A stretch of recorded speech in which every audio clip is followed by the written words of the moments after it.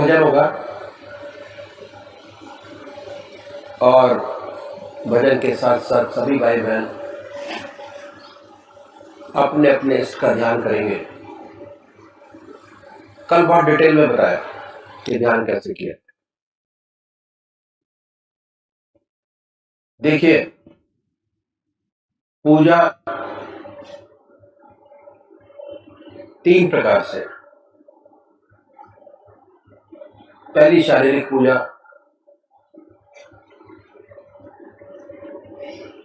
शरीर से। शरीर पूजा में लगा है,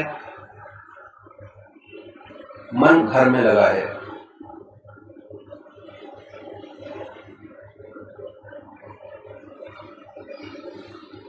उसमें जो चीजें आती हैं,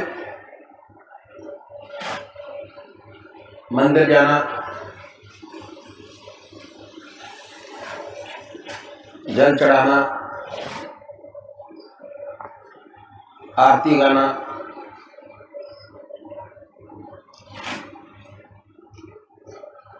भगवान जी को नहलाना,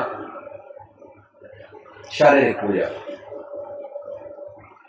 क्रिया योग,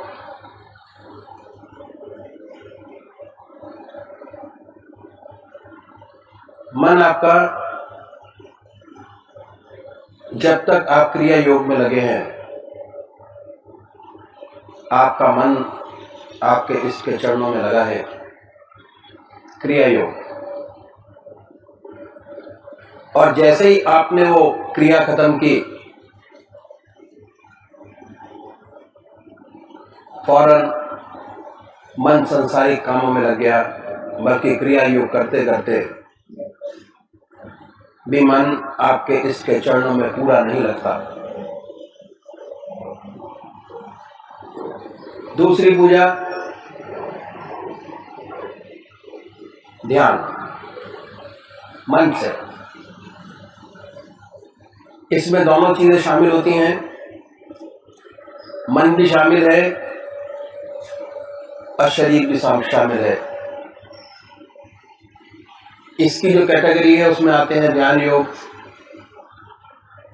सहज योग, आनंद योग, हठ योग। मन से। मन आपके इसके चरणों में ऐसा लग के रह जाए, उस समय ना कोई बात आपके जहन में आए, ना दिमाग में आए।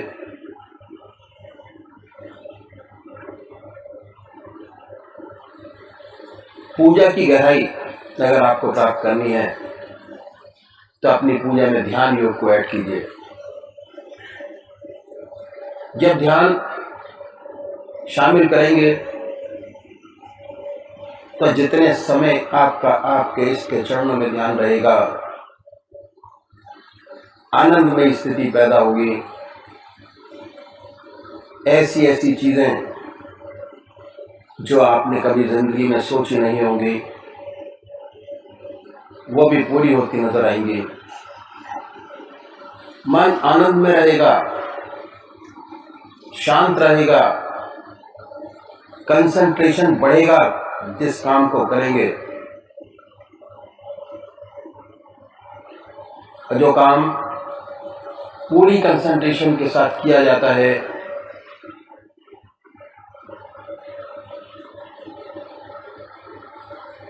उसकी ऊंचाइयां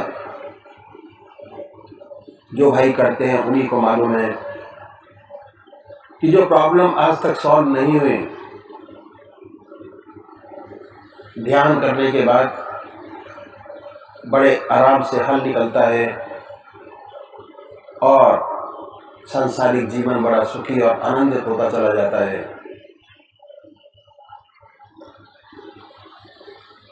ध्यान योग मन से जो पूजा करते हैं, शरीर भी शामिल है और मन भी शामिल है। जैसे जैसे मन ध्यान योग के अंदर जिस सिस्टम से बताया गया उस तरीके से किया जाए तो जो मानसिक पूजा है वो आत्मिक पूजा में बदल जाती है और आनंदमय स्थिति, परमानंद की स्थिति प्राप्त होती है। तो करना शुरू कैसे है कि सबसे पहले निश्चित कीजिए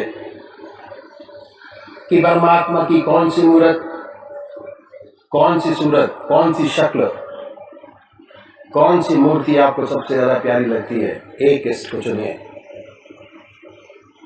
इस एक नाम एक,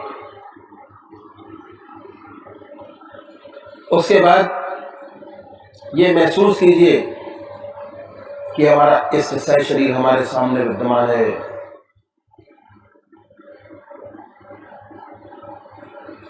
हमारे सामने है। जैसी ऊंची भावना आपके इष्ट के प्रति होगी उतना जल्दी आपका मन आपके इष्ट के चरणों में लगेगा। जब तक आप ध्यान करते हैं उन्हीं के ख्याल में रहिए, उन्हीं को देखिए, ना कोई सांसारिक बात याद आए न ख्याल। शुरू में दिक्कत होती है। शुरू में जब आप ये क्रिया करेंगे तो बहुत सारे विचार आपके सामने आएंगे। जैसे जैसे इस क्रिया में डूबते चले जाएंगे ध्यान योग के, वैसे वैसे विचारों में कमी आती चली जाएगी और एक समय ऐसा होगा आप होंगे, आपके इष्ट का ध्यान होगा, आपका इष्ट आपके सामने होगा। हृदय की हर धड़कन पर जो नाम आपका है, जो आपने चुना है, जो आपको सबसे ज्यादा प्यारा लगता है, उसको हृदय की हर धड़कन पर उच्चारित होते सुने। और जब तक ऐसा ना हो बड़े प्यार से अपने इष्ट के नाम को जिह्वा से ले सकते हैं। दूसरे वो भाई हैं जो निराकार भगवान के उपासक हैं। ओम, अल्लाह, वाहेगुरु, जीसस क्राइस्ट, गॉड, बड़े प्यार से नाम को चुनिए जो नाम आपकी आत्मा को अच्छा लगता है। चुने। दिल की हर धड़कन पर उस नाम को उच्चारित होते सुने और ये महसूस करें कि जब हमारे दिल की धड़कन धड़कता है, दिल की धड़कन से नाम निकल रहा है और पूरे शरीर में वाइब्रेट करता है, उसकी वाइब्रेशन को महसूस करें और परमानंद की स्थिति को प्राप्त करें। तो अब ये भजन होगा और भजन के साथ साथ सभी भाई बहन अपने अपने इसका ध्यान करेंगे।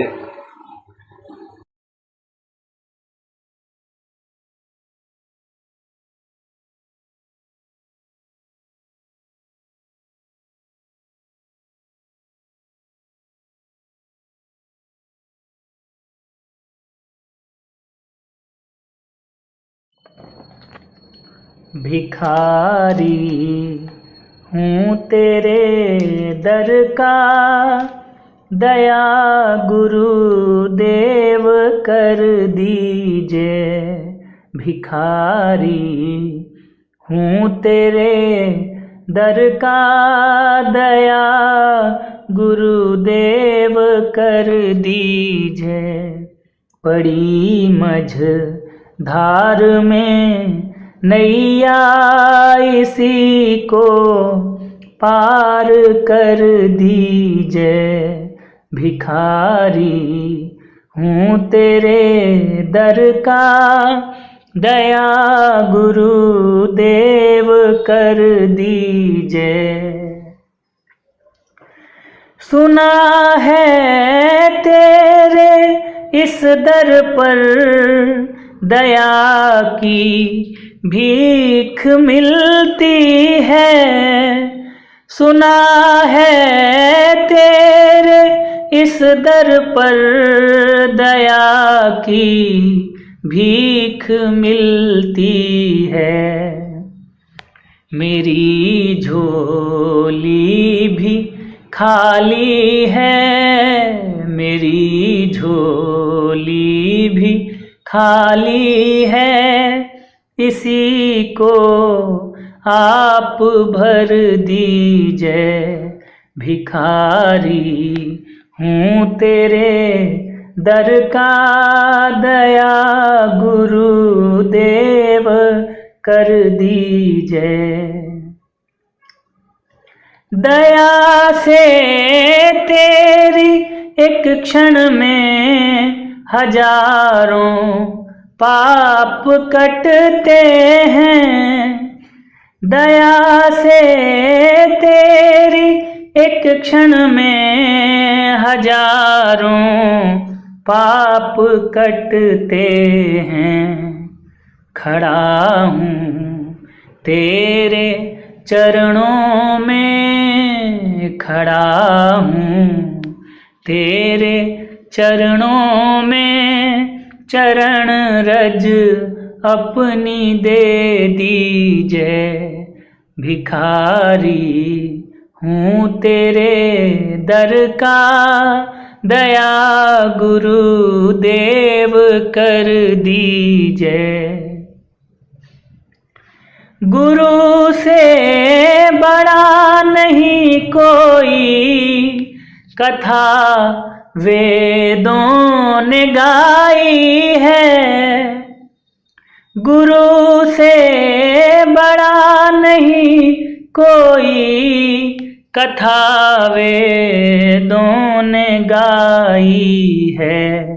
देर किस बात की गुरुवर, देर किस बात की गुरुवर, सहारा मुझको दे दीजिए। देर किस बात की गुरुवर, सहारा मुझको दे दीजिए। भिखारी हूँ तेरे दर का, दया गुरु देव कर दीजिए। तेरे चरणों में रहकर मैं भवसागर पार कर लूँगा। तेरे चरणों में रहकर मैं भवसागर पार कर लूँगा। कृपा का हाथ अब गुरुवर, कृपा का हाथ अब गुरुवर, मेरे भी सर पे रख दीजिए। कृपा का हाथ अब गुरुवर, मेरे भी सर पे रख दीजिए। भिखारी हूँ तेरे दर का, दया गुरुदेव कर दीजिए। पड़ी मझ धार में नैया, इसी को पार कर दीजिए। भिखारी हूँ तेरे दर का, दया गुरुदेव कर दीजिए।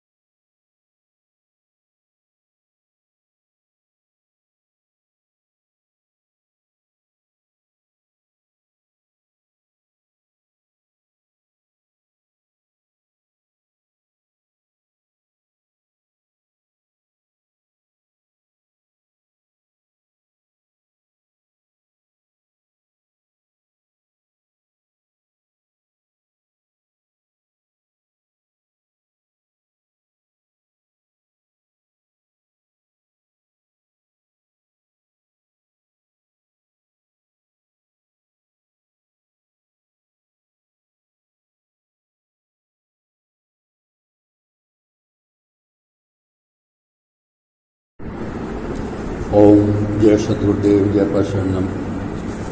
श्री ब्रजमोहन वैष्णव परिच्छेद 12 बुजुर्गों के संस्मरण। स्थान जबलपुर, राइट टाउन, सन 1952।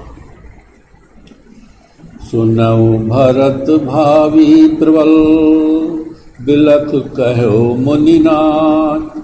हानि लाभ जीवन मरण, जस अपजस विद्यात। आज तारीख 12/11/52 है। प्रातः काल के 7:30 बजे हैं। सत्संगी भाई बहनों ने आराम प्रारंभ कर दिया। ठीक 8 बजे श्री सुखदेव जी महाराज बैठक में पधारे और भाइयों से साधारण कुशल क्षेम पूछकर आंतरिक ध्यान में चले गए। धीरे धीरे सभी भाई ध्यान अवस्थित हो गए। कमरे में सन्नाटा छा गया है। आनंद धारा में सब गोते खा रहे। यह समय 1 घंटा बराबर चलता रहा।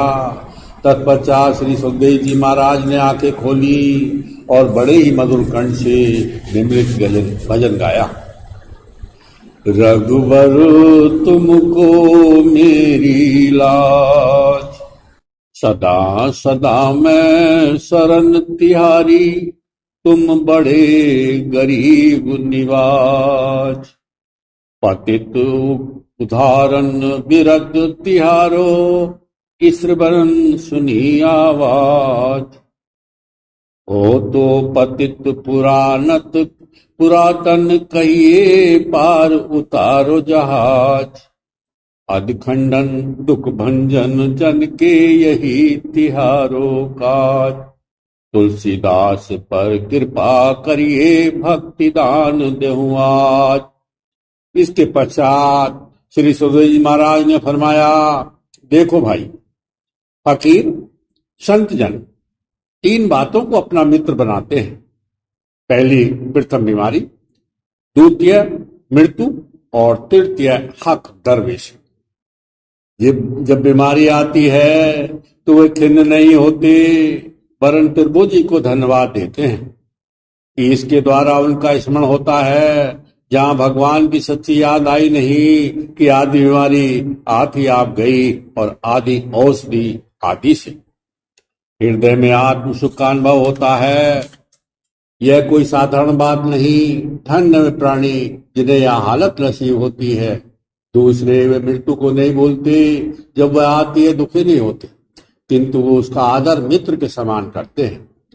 परमात्मा के दर्शन में शरीर का जो पर्दा रहता है, मृत्यु हटा देती है। वह अनुपम सुख का बोध कराती है। जब वे मृत्यु को ऐसा समझते हैं तो मृत्यु भी उन्हें बड़ी सरलता से ऊपर ले जाती है और शरीर छोड़ते समय जो दुख है, पीड़ा सब साधारण प्राणियों को होती है, उन्हें नहीं होती। तीसरे, संतजन सदा हक दरवेशी अदा करते हैं। दरवेशी क्या है? पर्दापोशी। दूसरों की बुराइयों को प्रकट नहीं करते, उन्हें छिपाते हैं। हाँ, यदि दूसरों के अवगुण प्रकट ना करें किंतु अपने भीतर उनके विषय में गुनगुनाते रहें, तो इससे तो कहीं बढ़कर यह है कि उन्हें खोल दें। क्योंकि इसमें केवल यही बात होगी कि दुनिया के लोग बुरा भला कहेंगे और हृदय तो हमेशा गंदा ना रहेगा। चाहिए तो यह है कि बुराइयां दिल में ना आवे, उनके लिए प्रार्थना करें और ईश्वर से उनकी भलाई चाहें। यही प्रेम मार्ग है। इसी से अध्यात्म में उन्नति होती है। आपने आगे फरमाया कि पूज्यपाद श्री लाला जी महाराज कहा करते थे कि हमारी लगन ईश्वर में इस प्रकार हो कि जब कभी लोगों के बीच में भी बैठे हों अथवा बाजार की गलियों में होकर जा रहे हों, सब कुछ देखते हुए कुछ ना देखें, सब कुछ सुनते हुए कुछ ना सुने। एकांत की अवस्था इतनी घनी हो कि बाहर की कुछ बातों का असर ना पड़े। हृदय में केवल परमात्मा की याद हो और सब विचारों से खाली हो। मन और वाणी से दुनिया के काम करें जो ईश्वर ने हमारे जिम्मे दिए हैं। इसके विपरीत जो लोग एकांत में निवास करते हैं परंतु सांसारिक बातों में उनका मन लगा रहता है, ऐसे लोग एकांत में भी बाजार लगाए बैठे हैं। प्रभु जी ऐसे मिथ्याचरण से बचाए। तत्पश्चात परम संत महात्मा श्री रघुवर दयाल जी महाराज का वह अमृत भरा उपदेश दोहराया जो उन्होंने सत्संग भाई को गंगा स्नान के कारण सत्संग में देरी होने पर दिया। सबसे प्रथम सोच आदि से निवृत्त हो, पाक साफ हो कि नियम की पूजा करनी चाहिए, नित्य की पूजा करनी चाहिए, वह बेला ना छूटने पाए। दिन निकलने से पहले ही पूजा समाप्त हो जानी चाहिए। यह तुम्हारे और ईश्वर के बीच की बात है। अन्य प्राणियों को इसका पता भी ना लगे तो बहुत अच्छा है। कम से कम एकांत तो अवश्य हो। इस घोर समय की पूजा मुख्य कर्तव्य है। अन्य सभी काम चाहे दुनिया के हों या दीन के गौण है, इन कामों में देरी हो जाए तो कुछ हर्ज नहीं। गंगा जी संत जनों के घट में विराजती है। उनकी धार चोटी के स्थान से निकल कर नीचे आती है। ये प्रेम की धार है। भक्तजन इसमें नित्य स्नान करते रहते हैं। इसी का बाहरी स्वरूप पृथ्वी पर भी गंगा है। सो वह सब ठौर नहीं, कहीं कहीं मिलती है। जहां है वहां काई नहीं पड़ती। गंगा जल बरसों रखा रखे, कीड़े नहीं पड़ते। कोई 12 वर्ष गंगा जी में स्नान करे, उसका कोढ़ मिट जाता है। जिसने भीतर की गंगा में स्नान किया, उसे सभी जल गंगा जल प्रतीत होने लगते हैं। कहावत, जिसका मन जंग चंगा उसे कटौती में गंगा। बाहर की गंगा में स्नान करो तो ईश्वर के प्रेम में ऐसे तन्ना हो जाओ कि हम प्रेम की धार में। यह प्रभु जी के पाद पद्मों का प्रेम है जो जल रूप होके बह रहा है। ऐसी भावना से स्नान करो, बेशक तुम्हारे भीतर की गंगा भी प्रकट हो जावे। हमारे गुरु महाराज प्राय गंगा जी नहाने जाते थे। ऐसे घाट नहाते जहां कोई नहीं जाता। दिल निकलने से पहले घर आ जाते। किस भावना से नहाते, महात्मा की बात महात्मा ही जाने। प्रातः काल की पूजा तो स्नान, गंगा स्नान ही है। दृष्टि तनिक महीन करो, देखो ना, किसी के धर्म कार्य में हस्तक्षेप ना करो। जिस भावना से जो गंगा जी में नहाते हैं, नहाने दो। हाँ, ईश्वर से प्रार्थना करो जो जिस रास्ते तुम्हें चाह रहे हैं उसमें उनकी श्रद्धा अचल हो और वे तुझे पाए। यह सबके लिए तुम्हारे हृदय से भावना उठे। हम तुम सब वैर विरोध के लिए नहीं आए हैं, प्रेम मिलाप के लिए आए हैं। जो ईश्वर से सच्चे मन से प्रेम करता है वे सबका है और सब उसके हैं, कोई बेगाना नहीं रह जाता। जवान से कहने की बात नहीं हो, ऐसी सचमुच हृदय में बीते। परम संत महात्मा रघुवर दयाल जी महाराज से एक समय एक सत्संगी भाई ने पूछा, महाराज, विचारों की मेरे मन में भरमार होती है, आजीज हो जाता हूँ, चित्त स्थिर नहीं होता, एक वृत्ति नहीं उदय होती, क्या करूं? श्री महाराज जी ने फरमाया, विचारों को आने दो, इनको क्या कोई रोक सकता है? हाँ, इनकी ओर तुम ध्यान ना दो। जैसे रास्ते में मुसाफिर आते जाते रहते हैं, कोई उनको रोक नहीं सकता। अगर कोई उनको रोकने की चेष्टा करे वह पागल गिना जाएगा। ऐसे ही विचारों की भरमार से विचलित ना हो। वे अपना काम करें, तुम अपना करो, दोष आता है उस पर ध्यान देने से। हाँ, इससे बचो। दूसरे जितना यदि तुम संसार के लोगों से मिलोगे और सांसारिक झगड़ों में पड़ोगे, उतना ही अपने हृदय को बाहरी बातों से दूषित कर लोगे। वे पूजा के समय तुम्हें विकसित करेंगे। इसलिए भक्तों को हुक्म है कि वे जरूरत का काम सबका करें, तन मन से सबके दुख दर्द में शरीक हो, परंतु मर्यादा के बाहर मेल मिलाप ना करें। इससे वे अपना तथा दूसरों का सच्चा कल्याण करेंगे। इस प्रकार के जीवन से विचार जो पूजा में तंग करते हैं नहीं आवेंगे। हमारे पूज्य जनाब लाला जी महाराज का काम सभी प्रकार के लोगों के साथ पड़ता था, परंतु उन लोगों की संगति का प्रभाव उनके हृदय को कभी छू तक ना पाता। पदम पत्रवत जीवन बिताते थे। अपने प्रभु की याद में उनका चित्त निरंतर स्थिर रहता। सब व्यवहार परमात्मा की ओर से मानकर उसे करते। यह उनकी अधारणा थी। सब कुछ ईश्वर की इच्छा अनुसार हो रहा है। इससे उन्हें हार्दिक खुशी मिलती। श्री लाला जी महाराज दूसरों के हक का कैसा ख्याल रखते थे। जहां रहते वहां से कचहरी 4.25 मील की। उन दिनों इक्के का किराया 2 पैसे था। उन्हें केवल 10 रुपए मिलते थे। उसमें चाहते तो कुछ पैसा बचा ही लेते, किंतु वह कहते, मुझे दूसरों के हक का पैसा खर्च ना करना चाहिए। निदान वह अपने ऊपर कष्ट सह लेते, पैदल जाते, पैदल लौटते, और कहते ये पैसा दूसरे भाइयों के काम आएगा। कचहरी आते जाते 8.5 मील हो जाते। श्री गुरु महाराज जी का स्थान घर से 6 फरलांग था। इस प्रकार रोज लगभग 10 मील उन्हें चलना पड़ता था, परंतु सब कुछ भगवत की ओर से मानकर नित्य प्रसन्न बदन देख पड़ते। जो आत्म सुख बड़े बड़े सम्राटों को नसीब नहीं, वह वे नित्य अनुभव करते। इस प्रकार उन्होंने अपने जीवन को कसा था। बचपन में हमारे पूज्य पिताजी ने हम लोगों को ऐसी ही शिक्षा दी थी। घर पर सवारियां होते हुए भी पैदल चलने का अभ्यास कराया था। धन धान से संपन्न होते हुए भी शादी का जीवन बिताया था। कभी सुनहरे और रेशमी कपड़े पहना के घर से बाहर जाने का हुक्म नहीं देते थे। नियमित आहार देते थे। बेचा समय पर चटपटी चीज बाजार से कभी न खाने की आज्ञा देते। इन्हीं सब शिक्षाओं का परिणाम था कि वे पीछे समय के फेर से तंगी के दिनों में भी अपने कुल की मर्यादा पूर्ववत बनाए रखें। जब इस प्रकार का जब्त होगा, तभी कुशन के द्वारा पैदा होने वाले बाहर के दोषों से बचत होगी। तभी चित्त में स्फूर्ति और एकाग्रता आवेगी। धैर्य से काम लो, संकटों में घबराओ नहीं, सब काम सिद्ध होगा। सत्संग के जल से नित्य हृदय पटल धोते रहो। एक समय आएगा जब सभी विकार आत्म साक्षात्कार होने पर आप ही आप नष्ट हो जाएंगे। आत्मविद्या को छुपा रखने के विषय में श्री चचा जी महाराज ने, हमारे पूज्य पिताजी रघुवर दयाल जी महाराज ने फरमाया, मुझे तहसील अलीगढ़ में 27 वर्ष निवास करना पड़ा था। 15 वर्ष तो किसी ने कुछ न जान पाया कि मैं कुछ आंतरिक अभ्यास करता हूँ। 4-5 वर्ष तक तो घर में भी किसी ने न जान पाया। कोई जनाब लाला जी ने तो इतना छिपाया कि उन्हें तालीम देने की आज्ञा मिली तो पूज्य भावा जी ने जाना। इस प्रकार आत्मविद्या के महत्व को समझाकर श्री महाराज जी ने कहा, इसे बिना अधिकारी के अन्य के सामने फेंकना उचित नहीं। यह क्यों ना हो, योगीराज भगवान श्री कृष्ण जी ने इसकी ओर गुह्यतम महत्व कह के संकेत किया। यह विद्या एक अत्यंत गोपनीय भेद है, जिसको संत जन आर्त अधिकारी पाकर के प्रकट करते हैं, नहीं तो मौन रहते हैं।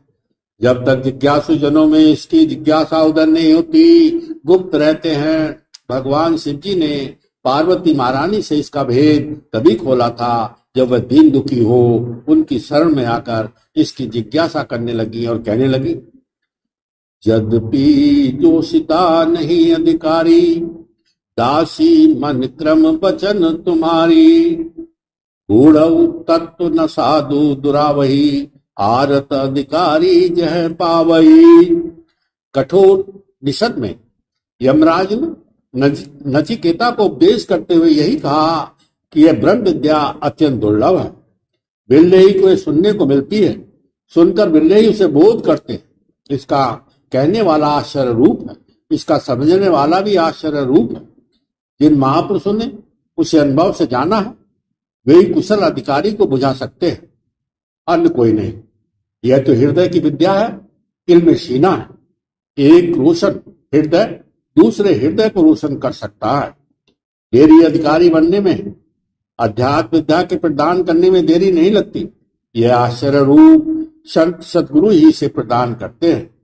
जन्म जन्मांतर के पुण्यों के प्रभाव तथा भगवान के अत्यंत अनुग्रह से संत जन मिलते हैं। फिर सब बिगड़ाया जीवन सुधर जाता है, जीवन की परम ध्येय की प्राप्ति हो जाती है। क्योंकि समय अधिक हो गया था, श्री सुखदेव जी महाराज ने फिर वचन समाप्त किया।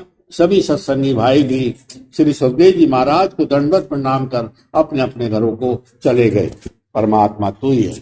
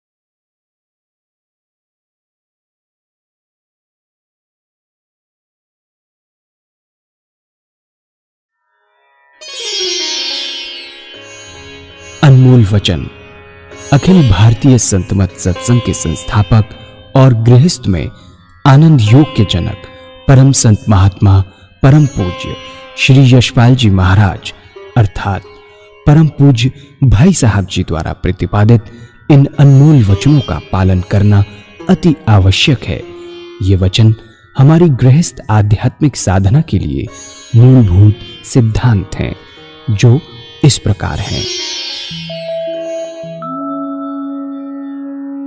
हम दुनिया की हर चीज की कीमत आंकते हैं, अपने मानव जीवन की कीमत भी जाने व परमात्मा की प्राप्ति हेतु साधना करें। मनुष्य योनि एक उपहार है, इसीलिए परमात्मा को धन्यवाद देते हुए आधा घंटा प्रातःकाल, आधा घंटा सायंकाल पूजा अवश्य करें।